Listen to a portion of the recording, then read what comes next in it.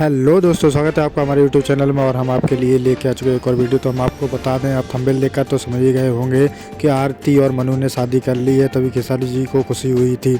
जब मनु की भाई की मौत हुई थी तभी बताया जा रहा है कि कुछ दिक्कत हो गई थी। वहीं पर खेसारी जी ने आरती की शादी में उन्हें स्विफ्ट डिज़ायर का तोहफा देते हुए बताया कि आरती, मैं कृति की वजह से थोड़ा डिप्रेशन में था, इसलिए नहीं आ पाया, तो मैं अभी आया हूँ। खेसारी जी जब मिलने गए थे आरती से तो बताया था उन्होंने कि हम थोड़ा परेशानी में थे इसलिए नहीं आ पाए। तभी वहाँ पर एक पत्रकार गए थे, उन्होंने पूछा आरती से, क्या तुमने अपने मन से शादी की है?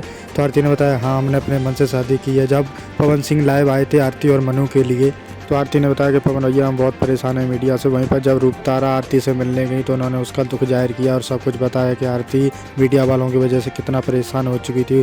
आप उसका गुस्सा आरती का तो देख ही रहे होंगे वीडियो में।